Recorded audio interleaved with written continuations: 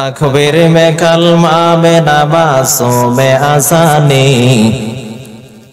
तकबीर में कलमा में नमाज़ों में आसानी, ऐ नाम इलाही सबिला नाम मुहम्मद, ऐ नाम इलाही सबिला नाम मुहम्मद। फरमाते आदम को मुझे खल्क़ तोरी में, फरमाते आदम को मुझे खल्क़ तोरी में, लिखा हुआ तौबा पे बिला नाम मुहम्मद, लिखा हुआ तौबा पे बिला नाम मुहम्मद। मकबूल तो है शाज़ है काबिल तो बहुत है, मकबूल तो है शाज़ है काबिल तो बहुत है, ऐ नाथ बानिंदे तो नहीं दिल तो बहुत है, ऐ नाथ बानिंदे तो नहीं दिल तो बहुत है। ऐ बंदाए खुदा साहूकार उनकी मुलाकात, जल्दी से अबोते सुनो हज़रतों के नसीहत, जल्दी से अबोते सुनो हज़रतों के नसीहत। अल्लाह बोलें ताके देख आमी अल्लाह के चिनते देरी होबे ना, ওই সমস্ত লোকের দিকে তাকাইবা, আমি আল্লাহ তো তোমাকে পা থেকে মাথা পর্যন্ত ভালো রাখলাম, কিন্তু তাকে দেখ তোমার মতো কত মানুষ দুটা পাওয়ের মধ্যে একটি পাও ভালো না, ওই পাও দ্বারা চলাফেরা করতে পারে না। আল্লাহ বলেন তাকে দেখ আমি আল্লাহ ভালো রেখেছি, তোমার মতো কত মানুষ, ওই মানুষগুলা তুমিও মানুষ, ওই মানুষগুলাও মানুষ, কিন্তু তোমার দুটা হাত ভালো, ওই মানুষগুলার একটি হাত ভালো না, ওই হাতকে বুকের উপর রেখে রেখে চলাফেরা করে এমন আছে না নাই? আল্লাহ বলেন গোলাম যারা আমি আল্লাহকে চিনেছে, যারা আমি আল্লাহকে বুঝেছে, যারা আমি আল্লাহকে চিনতে দেরি হয় নাই, ওই মানুষগুলার কাছ থেকে আজান চলে যাইতে পারে না, নামাজ চলে যাইতে পারে না। আপনি আমি আল্লাহকে চিনি নাই, নবীকে চিনি নাই। আল্লাহ বলেন গোলাম যারা আমি আল্লাহকে দেখে না, আমার নবীকে দেখে নাই, না দেখার পরেও আমি আল্লাহকে না দেখার পরেও, নবীকে না দেখার পরেও যারা আমি আল্লাহর ইবাদত পালন করে, ওই সমস্ত মানুষের জন্য আমি আল্লাহর মনোনীত জান্নাত রয়েছে। সুবহানাল্লাহ। কাদের কুদরত তো দারি বড় কেবল, আনতা রব্বি আনতা হাসবি জুল জালাল, তুহি কাদের জালিলুল্লাহ জাহাদার, বহর হালে তুহি মেরা নিগাহবান। আল্লাহ বলেন গোলাম মৃত্যু কখন হবে তুমি জানবা না, কারণ তুমি কেমন করে জানবা, এমনকি আমার নবীও জানেন না কার কোন দিন কোন সময় মরণ হয়ে যাবে। কেমন আল্লাহ, কেমন আল্লাহ। আল্লাহর নবী রাহমাতুল লিল আলামিন সাহাবায়ে কেরামদেরকে নিয়ে ফজরের নামাজ আদায় করলেন। এমনি সাহাবায়ে কেরামদেরকে বলেন, ও সাহাবায়ে কেরামের দল, বলো তো দেখি কে কোন দিন মৃত্যুবরণ করবা। একজন সাহাবায়ে কেরাম বলেন, রাহমাতুল লিল আলামিন আমি যখন ফজরের নামাজ আদায় করলাম জোহর পর্যন্ত বুঝতে পারবো এমন গ্যারান্টি আমার মধ্যে নেই। আর একজন সাহাবায়ে কেরাম বলেন, রাহমাতুল লিল আলামিন আমি যখন জোহর নামাজ আদায় করলাম আসর পর্যন্ত বসতে পারবো এমন গ্যারান্টি আমার মধ্যে নেই, তার আগে আজরাইল আমার জানটা কারিয়া নিয়ে যেতে পারে। আর একজন সাহাবায়ে কেরাম বলেন, ওগো নবীজি আসরে নামাজ আদায় করলাম মাগরিব পর্যন্ত বসতে পারবো এমন গ্যারান্টি আমার মধ্যে নেই। আর একজন সাহাবায়ে কেরাম বলেন, ও নবীজি, মাগরিবে নামাজ আদায় করলাম, এশা পর্যন্ত বসতে পারবো এমন গ্যারান্টি আমার মধ্যে নাই। কারণ ওই আগে আজরাইল আমার জানটা কাড়িয়ে নিয়ে যেতে পারে। আমার নবী বলেন, ও সাহাবায়ে কেরামের দল, আমি যখন নামাজের মধ্যে দাঁড়াই, নামাজের মধ্যে দাঁড়ানোর পর ডান দিকে সালাম ফিরাইলাম, বাম দিকে সালাম ফিরাইতে পারবো এমন গ্যারান্টি আমার মধ্যে নাই। তার আগে আজরাইল আমার জানটা কাড়িয়ে নিয়ে যেতে পারে। কথা বলেন, পারে কি পারে না? ও নবীর উম্মতের দল, আল্লাহ পাক রব্বুল আলামিন বলেন, গোলাম মৃত্যুর কথা স্মরণ কর, মৃত্যুর কথা স্মরণ কর। ওই মৃত্যু থেকে পালানো যাবে না। মৃত্যু থেকে যদি আপনি আমি চাই পালিয়ে যেতে, নানার বাড়ি গিয়েও কাজ হবে না। আজরাইল ওই নানার বাড়ি চলে যাইবে। আল্লাহ বলেন, গোলাম মৃত্যু থেকে পালানো যাবে না, কারণ ওই মৃত্যু তোমার যদি লেখা থাকে ওই মিরপুর বাজারে তোমার মৃত্যু হবে। আজরাইল ওই মিরপুর বাজার পর্যন্ত পৌঁছে যাবে, পালানোর সুযোগ হবে না। কত ভাই তাকাইলে দেখা যায় বাড়ি থেকে ভালো হয়ে বের হয়ে গেল, কিন্তু বাজার পর্যন্ত বুঝতে পারলো না। আজরাইল তার জানটা কাড়িয়ে নেয়। আল্লাহ বলেন, গোলাম তাকে দেখ, তোমার মতো কত মানুষ, ওই মানুষগুলা ভালো হয়ে গাড়ি নিয়ে বের হয়ে যায়, কিন্তু প্রাণের ছেলে অ্যাক্সিডেন্ট করে ইন্তেকাল হয়ে যায়। বাবাও জানতো না, মাও জানতো না, ছেলেও জানতো না, আত্মীয় স্বজন গুলাও জানতো না কোন সময় জানি মৃত্যু হয়ে যায়। যদি আত্মীয় স্বজন গুলা জানতো, ওই ছেলেকে গাড়ি চালানোর মতো সুযোগ দিত না। ও মুসলমান ইমানদার আল্লাহর গোলাম, মৃত্যু কখন হবে আপনি আমি জানি না, কারণ আমার নবীও জানেন না।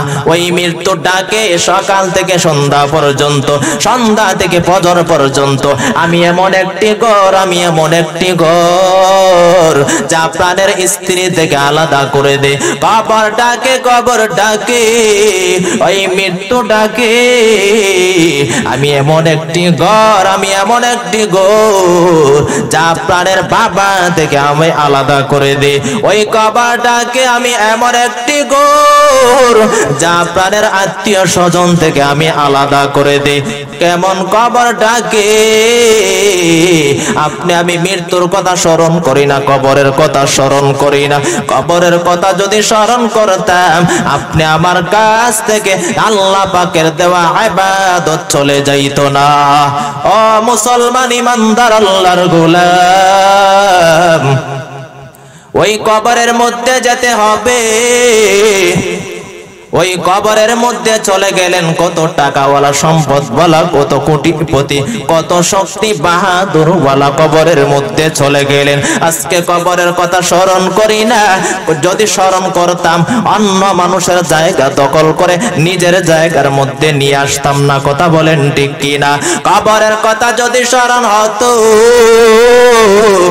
আপনি আমি অন্য মানুষের সঙ্গে ঝগড়ায় লিপ্ত হয়ে যেতাম না।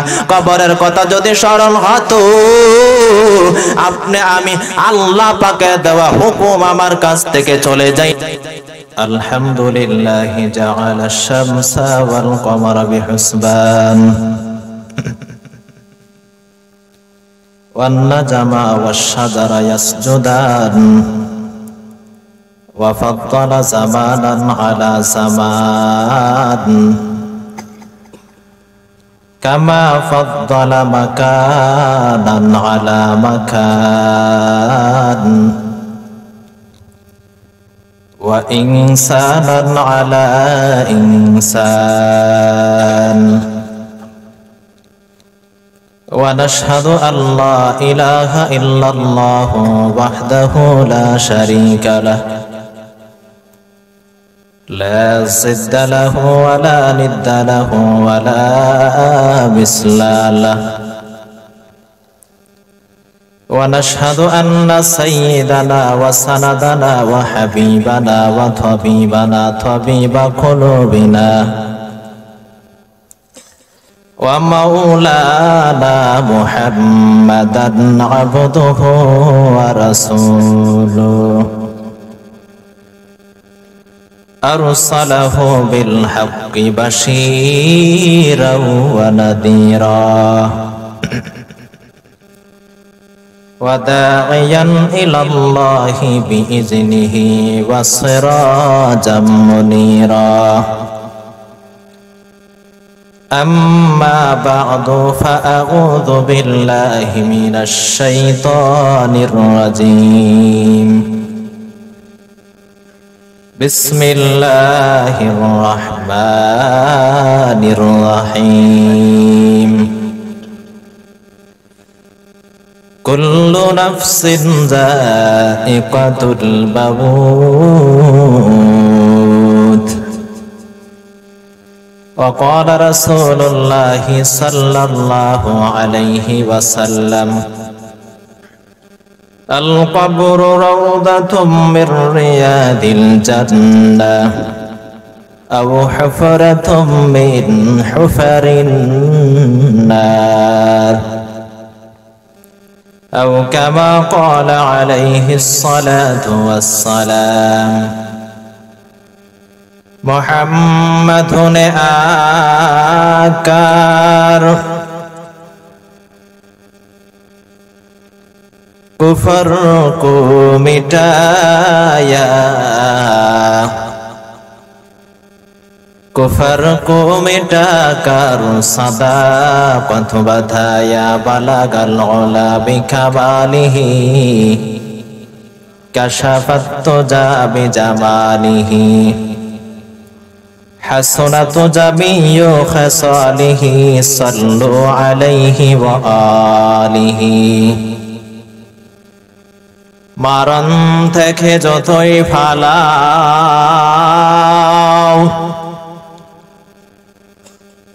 মারণ তোমায় লইবে ঘিরি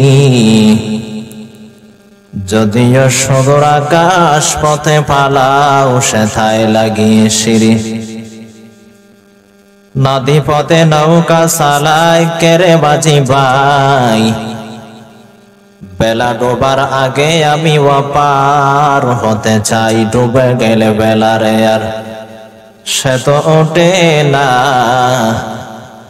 ভেঙ্গে গেলে মেলারে আর সে তো জমে না হাকিকত সে তা দুনিয়া বে খবর হাই দুনিয়া কি নুমায়েশ পর নজর হাই নামি গোয়া কে আজ দুনিয়া জোদাবাস বহার কারে কে বাসি বা খুদাওয়াস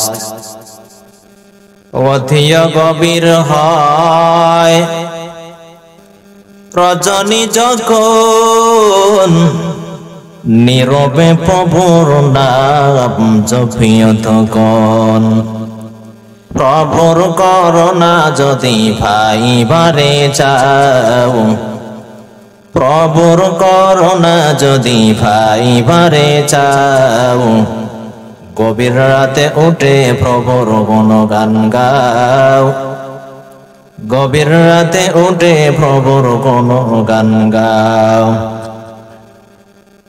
লা ইলাহা ইল্লাল্লাহ সকলে লা ইলাহা ইল্লাল্লাহ লা ইলাহা ইল্লাল্লাহ লা ইলাহা ইল্লাল্লাহ লা ইলাহা ইল্লাল্লাহ লা ইলাহা ইল্লাল্লাহ লা ইলাহা ইল্লাল্লাহ লা ইলাহা ইল্লাল্লাহ লা ইলাহা ইল্লাল্লাহ লা ইলাহা ইল্লাল্লাহ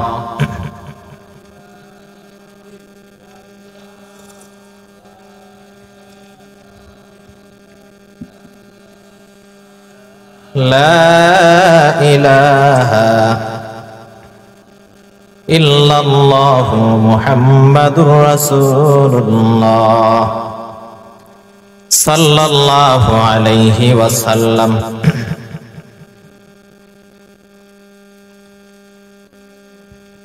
এই মাহফিলের আশপাশ এলাকাবাসীর মুর্দেগানদের ইসালে সওয়াব উপলক্ষে আয়োজিত ইসলামী মহাসম্মেলনের সম্মানিত সভাপতি রাগবাসা বদরু আলম তাহফিজুল কুরআন রাহিমিয়া মাদ্রাসার সম্মানিত মুহতামিম হযরতুল আল্লাম হযরত মাওলানা হাফেজ মকবুল হোসেন সাহেব দামাত বারকাতুহুম,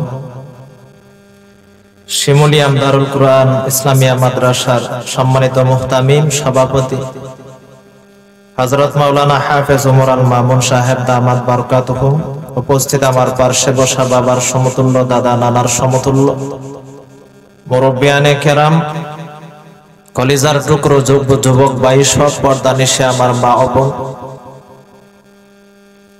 প্রথমে শুকর আদায় করছি যে মহান আল্লাহ পাক রব্বুল আলামিন আমাদেরকে এমন এক মাজলিসে আসার মতো, বসার মতো, কথা বলার মতো, শোনার মতো তৌফিক দিয়েছেন,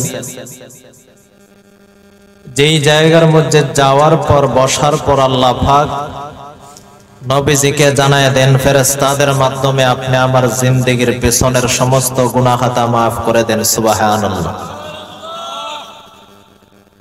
এমন এক জায়গার মধ্যে আমরা আসার জন্য আমরা খুশি না বেজার? কথা বলেন। সকলে খুশি। আমরা অত্যন্ত আনন্দিত, যারাই আয়োজন করেছেন সকলে সামর্থ্য দেন, সমর্থ দেন, বুদ্ধি দেন, টাকা দেন, শ্রম দেন, উদ্যোগ নেয় সকলে না, উদ্যোগ নেয় দুই একজন, তিনজন, পাঁচজন মানুষ এমন, তবে সকলেই সাথে থাকেন। এই যে দেখেন, বিশেষ করে হযরত মাওলানা আবু বকর আমার অত্যন্ত প্রিয় ভাই, পাশাপাশি হযরত মাওলানা রাজীব আহমদ সাহেব অত্যন্ত মহাব্বতের প্রিয় ভাই, পাশাপাশি নাইম আহমদ সুলতান। এই মাহফিলে তথা যেহেতু কোরআনের মাহফিল, মুর্দেগানদের রুহের মাহফিলাত ইসালে সওয়াব উপলক্ষে, তাই আমিও তাদের সম্মুখে, তাদের সাথে পরামর্শের মধ্যে আমিও ছিলাম, আমিও আছি এবং থাকবো ইনশাআল্লাহ। হয়তো আপনারা বিজ্ঞাপনে নাও জানতে পারেন যে প্রচার প্রসার খুবই কম, এতে কি কোরআনের মাহফিল থেকে আমরা গাফিল না? সকলেই আমরা, যেহেতু তারা কোরআনের আয়োজন করেছেন, দেখেন কত বড় নিয়ামত, কত বড় শুকর আদায় করার প্রয়োজন। আমরা তাফসীর মাহফিল করি, জামে মসজিদ গুনার মাহফিলের আয়োজন করি, তাফসীরের আয়োজন করি, এমন এক মাহফিলের আয়োজন করা হয়েছে যা আমাদের মা, আমাদের বাবা, আমাদের আত্মীয় স্বজন, অর্থাৎ যারা অন্ধকার কবরে চলে গেলেন, সকলের রুহের মাগফিরাত উপলক্ষে তথা তাদের কবরের আযাব থেকে মুক্তি দেওয়ার জন্যই ইসালে সওয়াবের আয়োজন করা হয়েছে। অতএব আমরা যারাই আছি, যারা শুনেছি অথবা যারা উপস্থিত হয়েছি, আমরা সকলেই এই মাহফিলের জন্য আনন্দিত নাকি বেজার? কথা বলেন। সকলেই আনন্দিত। আপনি আমি ভাবতে পারি যে আমার বাবা দুনিয়াতে নাই, আমার মা দুনিয়াতে নাই, আমার আত্মীয় স্বজন দুনিয়াতে নাই, তবে যারা কবরে চলে গেছেন তাদের জন্য তো কোনো কিছু করা লাগবে না, এটা ভুল ধারণা। মানুষ মৃত্যুর পরেও তাদের হক থেকে যায় এই পৃথিবীতে, এই দুনিয়াতে। হক থেকে যায়, তার মধ্যে একটি হক হলো তাদের জন্য দোয়া করা, তারা অন্ধকার কবরে কোন অবস্থায় আছেন তাদের জন্য দোয়া করা, দোয়ার আয়োজন করা, তাদের নামে স্মরণ করা। তারা কিন্তু কবরের মধ্যে চাইতেছে না যে আমার জন্য কবরের মধ্যে অল্প পরিমাণ টাকা দাও, অল্প পরিমাণ সম্পদ দাও। তারা তাকিয়ে আছে আমার জন্য দোয়া দিবা, আমি অনেক কষ্টের মধ্যে আছি। বলেন তো, আমরা যারা উপস্থিত হয়েছি অথবা বাড়িতে বসে আছি, আমরা কি জানি আমার অন্ধকার কবরে আমার আত্মীয় স্বজন গুলা কোন অবস্থায় আছেন? আমরা কি জানি? আমরা তো জানি না, একমাত্র আল্লাহ পাক রব্বুল আলামিন জানেন। তবে কুরআন হাদিসের দ্বারা আমরা উপলব্ধি করতে পারি, কবরের অবস্থাগুলা জানতে পারি। তবে সচক্ষে দেখার মতো তৌফিক, দেখার মতো সুযোগ আমাদের হাতে নেই। যদি আমরা জানতাম যে কবরের অবস্থাটা কেমন ভয়াবহ অবস্থা, যেই সময় জানতাম ওই সময় হার্ট অ্যাটাক করে ইন্তেকাল হয়ে যেত, কারণ এত পরিমাণ আযাব হয়ে যায় কবরের মধ্যে। অর্থাৎ আমরা এখনো পর্যন্ত যারা বাড়িতে বসে আছি, এই রাস্তার মধ্যে সময় নষ্ট করতেছি, অযথা সময় ঘোরাফেরা করতেছি, দয়া করে আমরা এই মাহফিলের মধ্যে চলে আসি। কারণ এই মাহফিলের মধ্যে আসার পর হতে পারে আপনার যদি মরণ হয়ে যায়, নাজাতের উসিলা হয়ে যেতে পারে। আপনি আমার গ্যারান্টি আছে যে আমি 5 ওয়াক্ত নামাজ আদায় করে জান্নাতে যেতে পারবো, এমন গ্যারান্টি নেই। একমাত্র আল্লাহ পাকের দয়া এবং মায়া মহাব্বত ছাড়া আমরা জান্নাতে যাওয়া সম্ভব না। এমনও হতে পারে আমরা যারা বাড়িতে বসে আছি ওই অবস্থায় যদি মৃত্যু হয়ে যায়, তাহলে আল্লাহর কাছে জবাব দেওয়া লাগবে। একদিকে কোরআনের আয়োজন করা হয়েছে, আলোচনা করা হইতেছে, নবীর আদর্শ নিয়ে আলোচনা করা হইতেছে, অপরদিকে তুমি বসে আছো, সেজন্য আল্লাহর কাছে জবাব দেওয়া লাগবে। এই মৃত্যু আপনি আমাকে ঠান্ডা বুঝবে না, ঠান্ডার জন্য অনেকে ঘর থেকে বের হয়ে মাহফিল পর্যন্ত আসতে পারতেছি না। আপনারা বলেন তো, যখন আজরাইল আসবে, ঠান্ডা গরম শীত এগুলা কোনো কিছু বুঝবেনি। আজরাইল ঠান্ডার মধ্যে আসে, যদি আপনি আমার এই ঠান্ডা অবস্থায় মৃত্যু লেখা থাকে। আজরাইল গরমের মধ্যে আসে, যদি আপনি আমার মৃত্যু লেখা থাকে গরমের মধ্যে। যদি রাস্তার মধ্যে আমার মৃত্যু লেখা থাকে, তাহলে ওই অবস্থায় আজরাইল আমার কাছে চলে আসবে। তবে আমাদের কাজ হলো সর্ব অবস্থায় মরণের কথা স্মরণ করা, মৃত্যুর কথা স্মরণ করা। কারণ কোন গ্যারান্টি নাই, বাবার আগে ছেলে চলে যায়, ছেলের আগে বাবা চলে যায়, এমন হইতেছে না?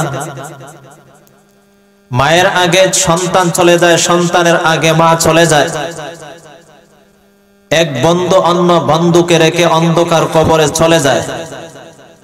ছোট্ট মাসুম বাচ্চাগুলা দুনিয়াতে ভূমিষ্ঠ হতে দেরি হয়, আজরাইল তার জানটা কাড়িয়ে নিয়ে যেতে দেরি হয় না।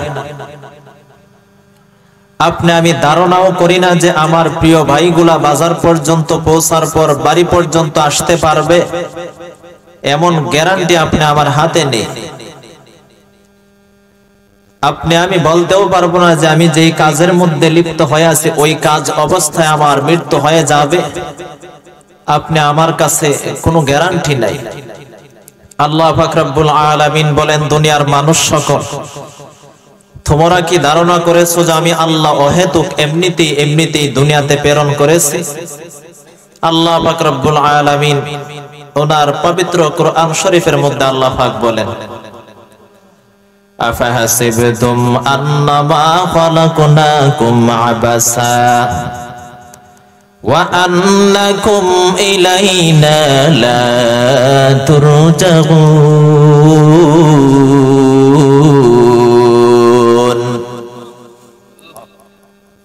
আল্লাহ বলেন, মানুষ তোমরা কি ধারণা করেছো যে আমি আল্লাহ এমনিতেই দুনিয়াতে প্রেরণ করেছি? না,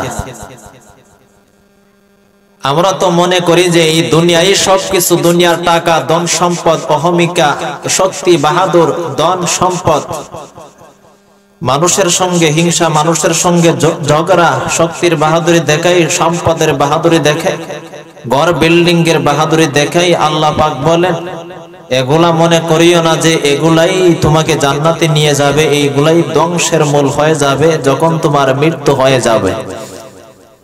কিসের জন্য আল্লাহ পাক প্রেরণ করেছেন? আল্লাহ পাক নিজেই বলতেছেন, ওয়া মা খালাকুতুল জিন্না ওয়াল ইনসা ইল্লা লিয়াবুদুন।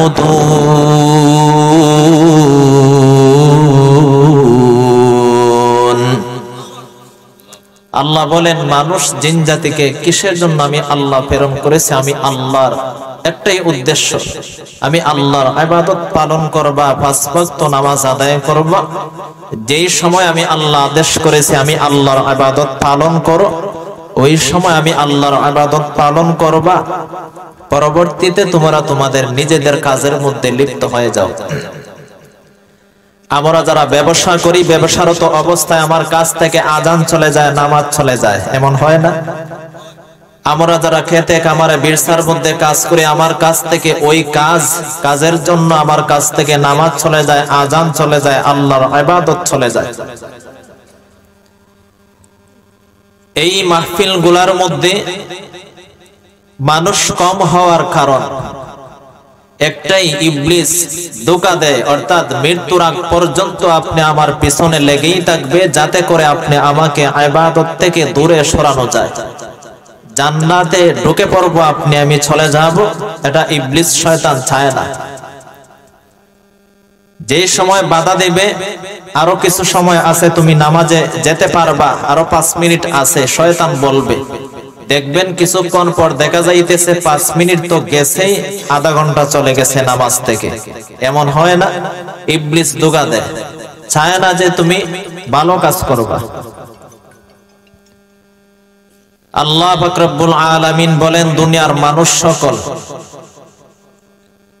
এই যেই জায়গার মধ্যে বসে আছো আমি আল্লাহ ওই জায়গার মধ্যে দেখতেছি। কিসের জন্য? আল্লাহ এই দুনিয়াতে আমরা এমন এক শীতের মধ্যে, এত ঠান্ডার মধ্যে আমরা বসে গেলাম।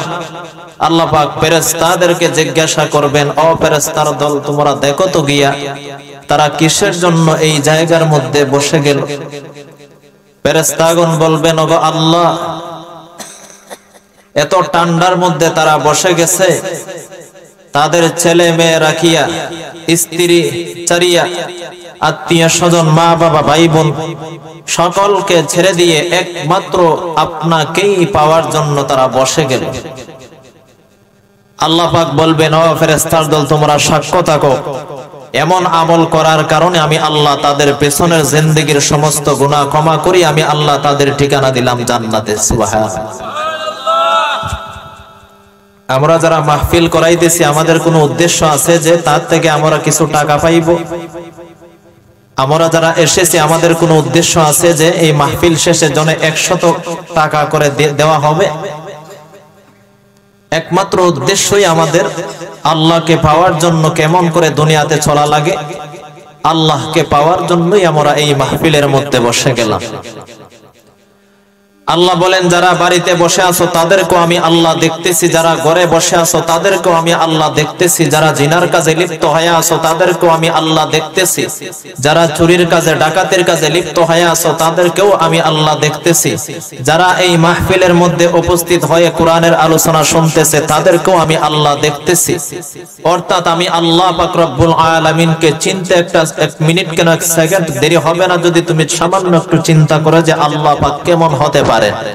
আচ্ছা মানুষ বলো দেখি, রাত্র কেন কালো, চাঁদ সূর্য কেমন করে ফেলো এত আলো, পশু পাখি কয় না কথা, মানুষ কেন কয়, বলো বলো এসব মানুষ কেমন করে হয়, ফলগুলো সব নানা রঙের কেমন করে হয়, পাতাগুলো সবুজ বটে ফুলের মতো নয়, দুধ কেন হয় সাদা, মরিচ কেন জাল, আমগুলো সব পাকলে পরে কেমনে হয় দালাল, আমরা সবাই বাস করি ভাই এ দুনিয়ার রঙে, হাতের রেখা আর চেহারা মিলে না কারো সঙ্গে, আর মিলে না কথার দরুন আঙ্গুলের টিপ, প্রমাণ হলো একজন আছেন আল্লাহ তাআলা, ঠিক ঠিক কিনা? আল্লাহ বলেন, গোলাম আমি আল্লাহকে চিনতে দেরি হবে না, তাকিয়ে দেখ, পা থেকে মাথা পর্যন্ত তোকে ভালো রাখলাম, কিন্তু তোমার মতো একজন মানুষ দুটা চক্ষুর মধ্যে একটা চোখ ভালো না, একটা চক্ষু দ্বারা দুনিয়া দেখতে পারে না, কোরআন দেখতে পারে না, আমি আল্লাহর দেওয়া কুদরত দেখতে পারে না।